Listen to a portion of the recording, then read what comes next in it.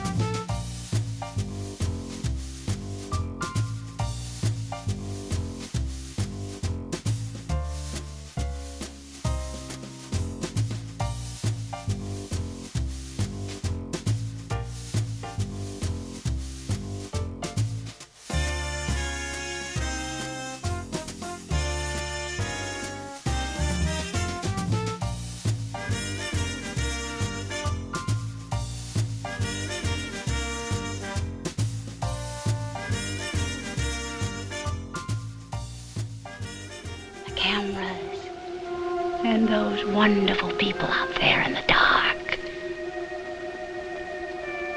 All right, Mr. DeMille, I'm ready for my close-up.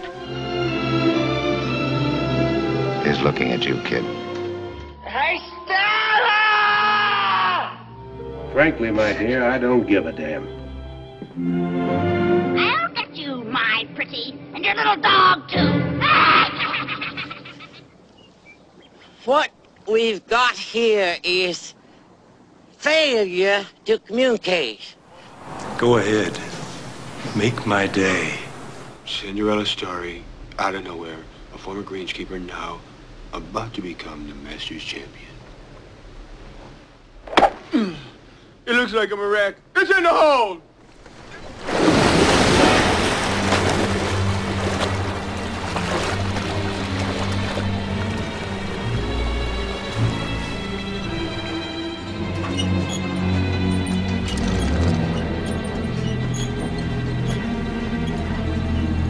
You're gonna need a bigger boat. We all remember them, those famous scenes, those famous quotes, so much so we tend to weave them into our daily conversations. These scenes created memorable moments that were shared by everyone. But for many of us, they weren't just shared anywhere. They were shared right here in the Pines Theater. During its heyday, this cultural landmark was part of Lufkin's way of life. The whole movie experience at the Pines was more than just buying a ticket and getting a bag of popcorn. The Pines was the meeting place for many, a place to meet your pals, a place to meet that special someone, or a place to escape daily life.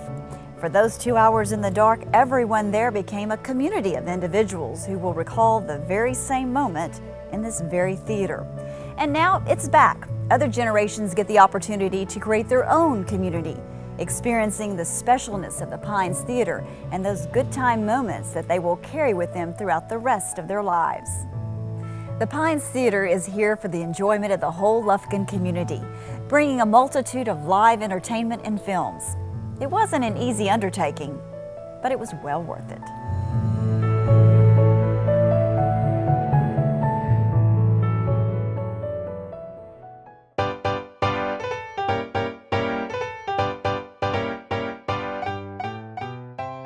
In 1925, Texas, along with the rest of the nation, was in the middle of the roaring 20s. New discoveries, new inventions, increased manufacturing. Business was booming. In the South, the theme for the 20s was economic expansion. For Texas, it was oil.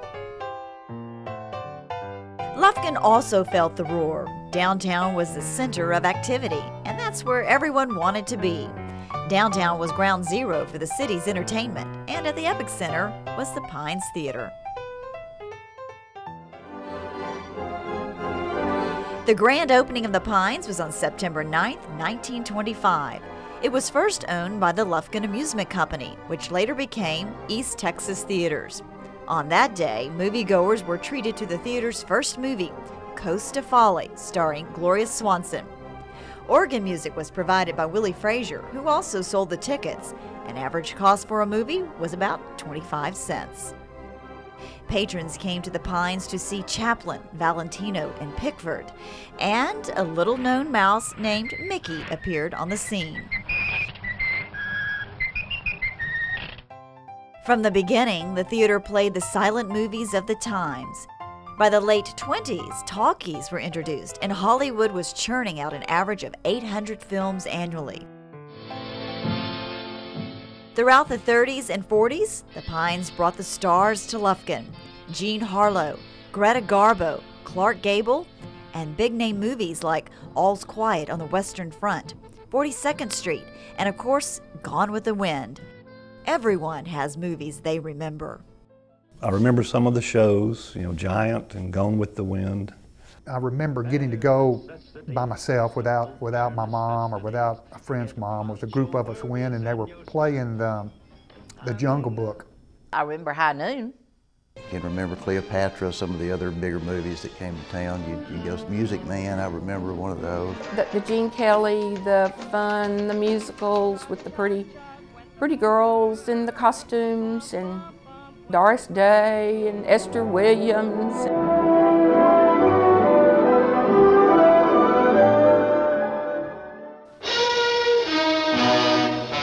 Everyone remembers the Blob.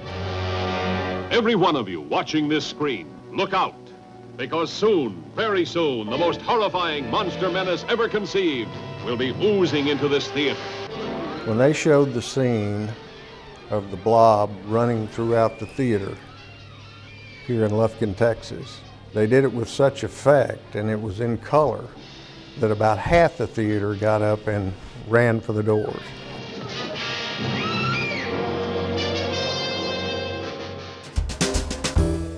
During the 40s and 50s, patrons could spend a night or an afternoon at the movies for just a little under $1. 3 nights I would sell tickets, and then one night I would be in the concession. And tickets were like 35 cents for adults and 9 cents for children. I think popcorn was 25 cents, and drinks were a dime, and candy was a nickel or a dime. In the later years of the Pines Theater, it provided a Saturday of fun for Lufkin children and its weekly kiddie shows. Everybody gathered out front before the movie, so you got to see all your friends, especially those that lived across town. They always had a cereal every morning. It could be Flash Gordon or a Western cereal or whatever, and obviously that was a good draw because the cereal, you had to come the next Saturday to get the next chapter in the cereal that morning. What's up, Jack? And then after that, they showed cartoons, and I remember the Bugs Bunny one and the Roadrunner. And then the main movie, usually a Western. They were usually Roy Rogers or the typical heroes that were back in those days. Lasher the Roof, he kept a whip, and that was one of my favorite characters at that time. I remember a couple of Tarzan movies, but the kiddie show movies were targeted strictly for the kids. But I'd give away prizes at kids show. All kinds of prizes I'd give away. I'd give away passes, I'd give away just about anything I could get a hold of. We'd go to the movie a lot of times just by ourselves, knowing our friends would be there. Ride my bicycle, whatever. There were more friendships made at the Saturday morning kiddie show across the city than any other venue that was offered at the time. I also remember as a child being thrown out of the Saturday Kiddie Show at the Pines Theater because my best friend, General Michael Taylor, who wasn't a general at that time, was throwing spitwads and got both of us tossed out of the Saturday morning kiddie show. Well, I would probably argue with Phil's memory about that topic, but some of us would, as I mentioned, sometimes your decision was whether to go to Perry Brothers and get something, whatever it may be. And from time to time, that happened to be a pea shooter. You could get a straw and a bag of peas for a dime or whatever. And that was probably the most dangerous thing that happened because you could probably hit someone in the eye. But Medford, you gotta take the source of that deal. It could have been the other way around as well. I put a bunch of them out in the shows. I didn't mess with them. I would be nice to them till they wouldn't mind me, and I just tell them to get gone. I babysitted a lot of them on Saturday mornings down there. The mother's gone shopping somewhere. But they learned how to be a babysitter in town. On Saturdays, you could take $1, get full, stay cool, and watch a movie. On the weekend, the theater catered to the teens and young adults of Lufkin by offering a special Saturday midnight movie event. Yeah, the midnight showings were a big deal. One, to stay up that late, and then to get to go to the midnight show. And a lot of times they would be some 1950s horror flick, you know, probably being shown today somewhere in some kind of camp theater that says, these are great. A lady was telling me last night that she went to the midnight show and she couldn't remember what was the name of the movie, but when it was a scary part, they had something underneath your seat and it would vibrate your seat.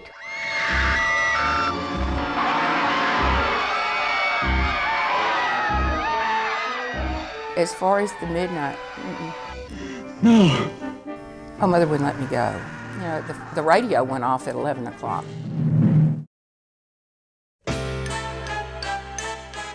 A big part of the movie-going experience was the hype that was built around the features.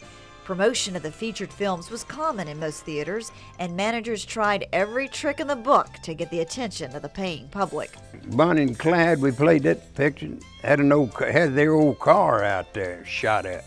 Had that thing on display out in front of the theater, and I've had horses on display out there, and calves, and man, you name it, we've done it.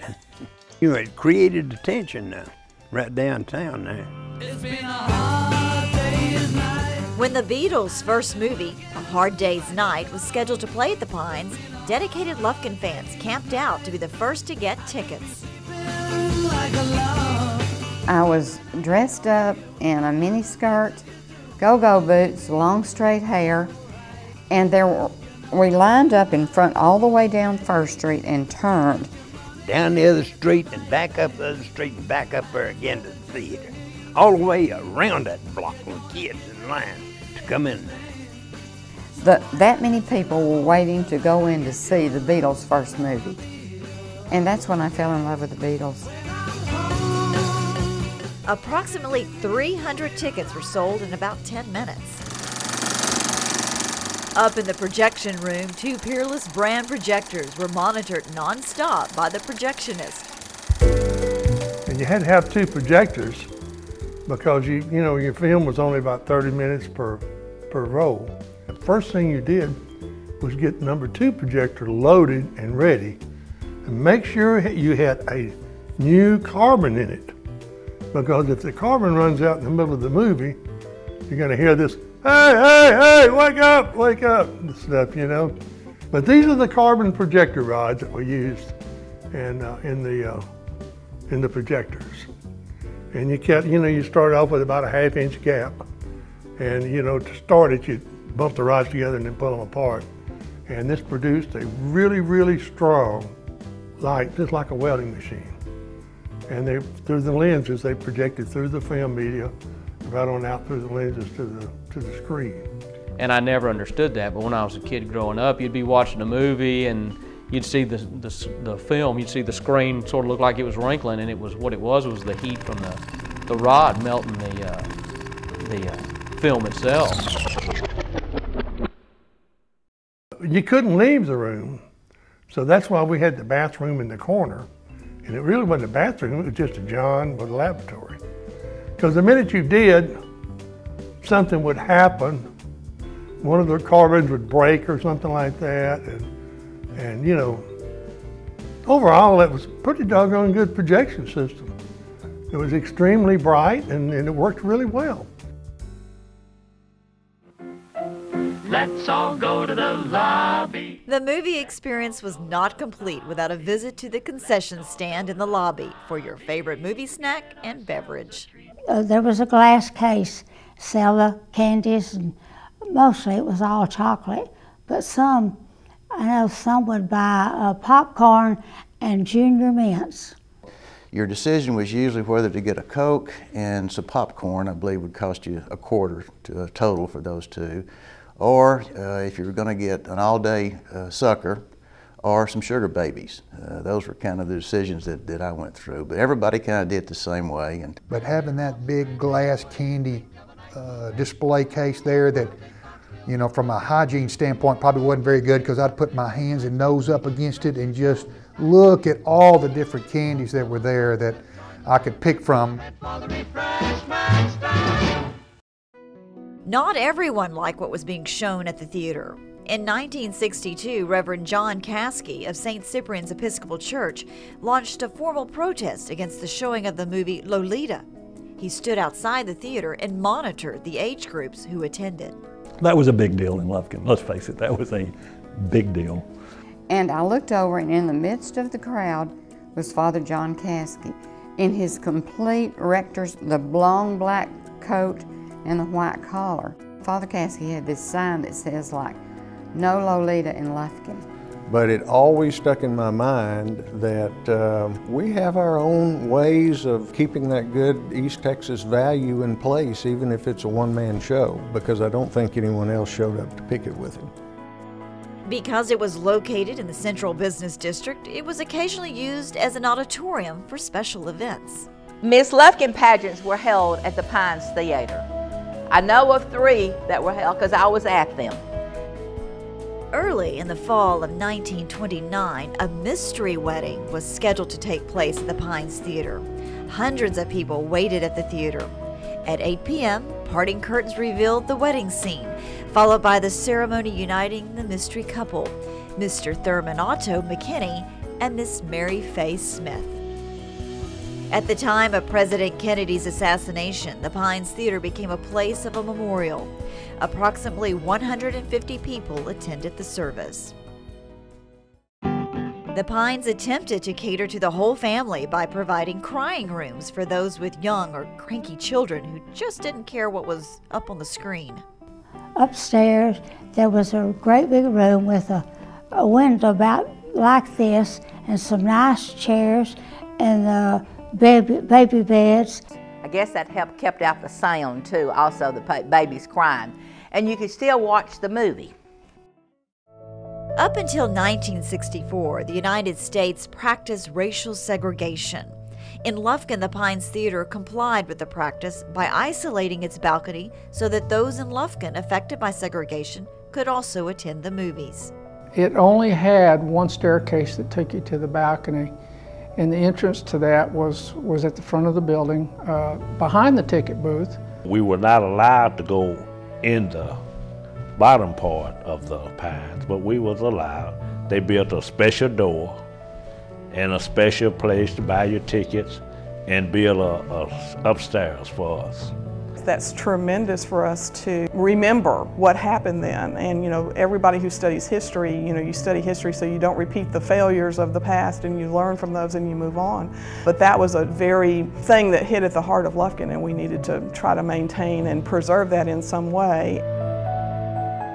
As other downtown theaters closed and new multi-theaters were being built in Lufkin, the Pines continued on.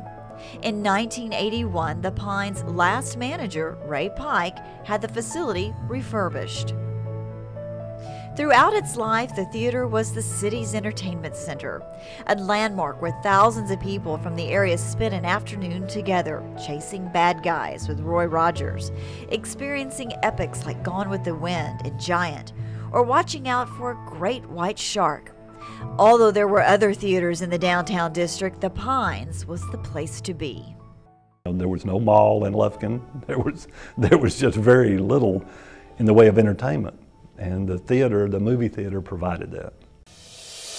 I remember as a young boy, I was probably about 10 or 11, going to one of the Pink Panther movies there. And I really just can't tell you much about the movie itself. I just can't remember much about it. But I do remember distinctly when we left the movie. In downtown at that time, they had these small red light signals that were located on the corner. And they were just a short yellow pole, probably 10 feet high, that we had red lights on every corner, unlike today where we have stop signs. And my dad was behind somebody at the red light, and that person took off, and my dad followed him, and the right light was still red. So he got his very first ticket in his life, and he was probably in his late 50s at that time, at leaving the Pines at a Pink Panther movie. And the reason that she was unconscious was that she had received a bump upon the head. A what? A bump. A gathering place. It was a place where you got to know everybody. You get to see different people.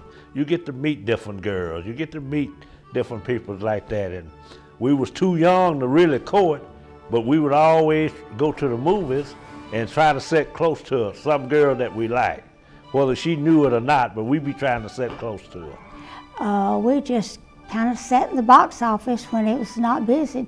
We knew every good-looking boy's car number. We didn't know their name, but we knew their license number. Fun thing that a friend and I did. We went on a double date to the movie, to the Pines. During an intermission, she and I went to the ladies' restroom, completely swapped all of our clothes. She put on my clothes and I put on her clothes. We went back and joined the guys and they never even noticed. Ray and I had our first date at, I don't remember the name of the movie, at the Pines Theater in October of '59. 4 years later, we were married in June of '63. I would pay my brother to go sit on the front row because we would meet in the movie. We couldn't drive, and we would meet, and that way he wouldn't spy on me if he was on the front row. And he holds that over my head today, that I hurt his neck by making him sit on the front row during all the movies. It had a very strong social connection for all of the teens and preteens in Lufkin that really spanned quite an age diversity. There are a lot of older people today, older than I, if you can believe it, that I met at that venue, that I still know today.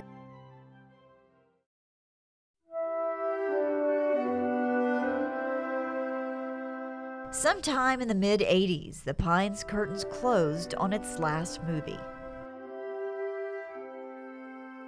Elliott Cavanaugh sold the Pines back in 1984, and the Pines' last activity was a house of worship for the Covenant of Love outreach.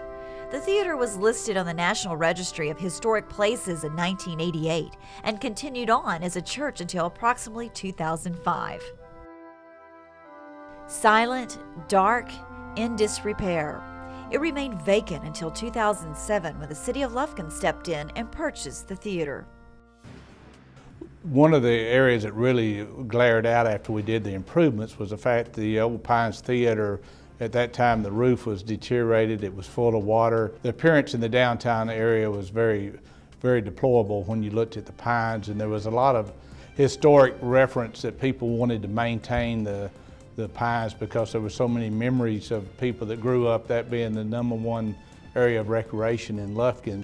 But that central business district is really the heart of our city, and when people come to Lufkin, sooner or later they're coming downtown. And the way that looks, the feel they get when they drive through there, stop, whatever their business is, carries a lot of weight on what they think of our community. The first vision that popped in my mind was, what happens if we have to tear that part of the history down and leave that hole right in the middle of First Street? I think initially we looked at it, you don't want it to go away, and you don't know if it's going to be a city facility or you're going to shore it up in the hopes that you have a private investor one day want to do that. But I think we were charged with, let's try to save it, let's do the roof, let's stop it from leaking, let's make the water go away that's standing in there and secure the building, and then consider what our options were. And there were many options at the time, and ultimately I think it kind of fell to us as far as civic responsibility that we would take that over, make the investment, and truly be a partner in restoring downtown. Melvin Kersh established a foundation called the Piney Woods Foundation. We try to preserve history. Me being one of the youngest ones on that foundation, still remembered those days of the Pines Theater and what it was like, and how much of a part of downtown that it was. It was easy for us to sit down and discuss this and recognize that you're doing a couple of things. Number one, I think we're help reinvigorating downtown, but also preserving a piece of history that if it were not for the city stepping up and doing this, will probably get lost. As with any other project, you have to start at the beginning. This included that very first visit to the dark, silent theater. When I first walked into the Pines, the mold smell would knock you out. It was wet, it had a swimming pool in the middle for catching water, and I was thinking, oh my God, what are we gonna do?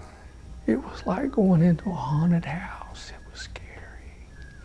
You know, you walk in with a flashlight and it was dark, it was dank, it was moist. The first order of business was getting the water out. So we ended up getting a truck over there and a pump and pumping the pines out. Because then after that we determined that there was a pit back in the mechanical room and there was a pump underneath there that was supposed to be running. So we ended up putting a new pump in and pumped the water down. Clean the building up, get all the debris and the junk that was scattered in the building out. Then when we noticed when it rained, the entire ceiling was leaking. So then the next order of business was to repair the ceiling. Number two, let's do the outside, the exterior. Somebody was driving down the street and hit the marquee. It tore off the cover of the marquee, but behind the cover was some pretty heavy-duty steel. So it didn't really do any damage structurally, but it definitely did it as far as fit, you know, appearance. And at the same time we were doing this, we were doing some sidewalk stuff downtown. So we designed the sidewalk to keep the marquee from being damaged again. Put up the bollards, the lighted bollards to kind of protect the marquee once it was repaired.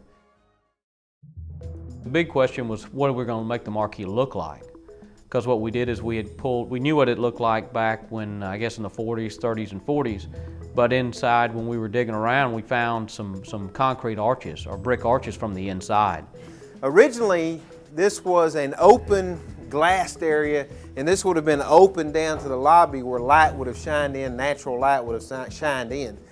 And right here, the arches, you can see the limestone keyways that would have matched the arches that are inside the interior of the building. And you can still see two sets of those that are existing today. So there was a big debate on, do we take it back to what it was originally, or do we take it back to what basically all the council members and the mayor and so forth remembered when they were kids. And it's at that point we had a citizens committee that worked with the staff to try and determine the potential usage of the pines. We did a survey of the citizens through a survey instrument on our internet and got input from the citizens on what they thought the Pines Theater could be reutilized for. From that point on, we just looked at the best utilization of the space and trying to keep the historical portion of the theater. As demolition and reconstruction continued through 2010 and 2011, the Pines Theater's true unique identity and heritage began to appear. This area of the wall was all covered up with acoustic type material, and you can see it, the wall with the arches, and these areas at the base were white keystones. There were white keystones at the bottom of the arches, and at the very tip of the arch there was a white keystone in this area also that matched the front of the building as far as the limestone keystone area in the arches. The city had many discussions and planning sessions to help decide as to how the old theater should be reconstructed. It was decided to bring her back to her heydays of the 40s and 50s, but with state-of-the-art equipment and safety features. One of the big concerns we had was historical. I mean, that was what I was looking at. You know, we brought it back to the facade, you know, the exterior marquee look historical. And that's what I was hoping to do inside the Pines, is not hide a bunch of the architecture with tapestry. Once we got the floor on, we put in a scaffolding, and the scaffolding was put in to work on the ceilings, to put in the sprinkler systems, the sound system, all the wiring, the IT, all the fibers and so forth. So you couldn't have to work off a ladder, we just scaffolded the entire building. The sound system is going to be a digital, state-of-the-art sound system. There'll be sound from the front all the way to the back of the building, so if you have a seat all the way back into the balcony area, you're going to enjoy the sound as well as the person on the front seat. The stage has been increased, enlarged, because we're foreseeing different types of functions. We've already been contacted about doing a wedding in the theater. We're excited about that. You know, the public being able to utilize the facility and in different ways that we may not even have imagined yet. We went back and we've placed some light bars with modern lighting, LED type lighting that should facilitate most shows that we have. Projectors will hang from the ceiling, and because of the size of the screen, we couldn't do it with one projector. We had to stack projectors to get the intensity of light and be able to fill up that screen. We're anticipating the old projector room itself to be more of a display of how the movie theater used to work. We hope to have the projectors totally renovated as far as the appearance of it. They won't be functional, but the appearance, and we do have old film and reels that we captured from it. It won't actually be a museum, but it'll have the appearance as you walk by and look at it that it was an active old theater from the 1960 era.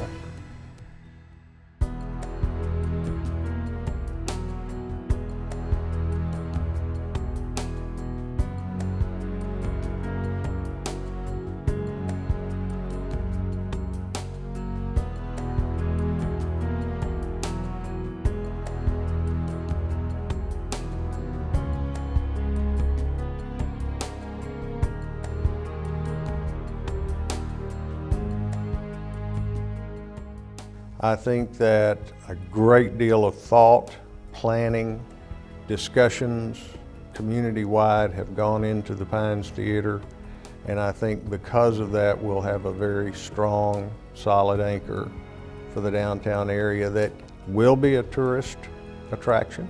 And I think there's a tipping point at which you have to say, I'm willing as a city to protect what my forefathers built and what is integral to the part in the hearts of people in Lufkin. I think that was the hope, that this could be a venue for artists, performing artists, whether it's theater or music, to again improve the quality of life and offer something to all the citizens. If you had to think about, you know, that building, it's kind of a keystone building that has been here for a very long time, that kind of anchors the downtown area. You're talking about economic restructuring, you're talking about tourism, you're talking about all of those things. We have built our downtown up, or we're building it up. With the Pines Theater, it's gonna be like icing on the cake. The community should get behind it and support it. I know we spend a lot of money on different things, but art is one thing that we should never do away with. It's so easy to bulldoze things over.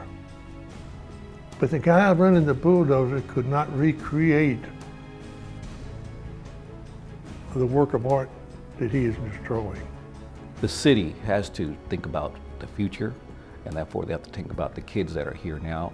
We think about the people that are already here and been here a long time, and we have to connect all these together, making all the generations understand this is our city, this is what we had, this is what we have, and this is going to be our future. When you save a historic piece of a downtown, then you bring back the life and you bring back the history of what built your community. But my hope is that totally new generations will now be able to build their own memories with the Pines Theater. Now I think we'll be able to look back one day and say, man, it all started with bringing that Pines Theater back and ultimately the hotel and all these others. And we're going to have a vibrant downtown again. I really think that that's going to happen. With the creativity of the minds of our citizens of Lufkin, we can have a tremendous asset in the downtown area.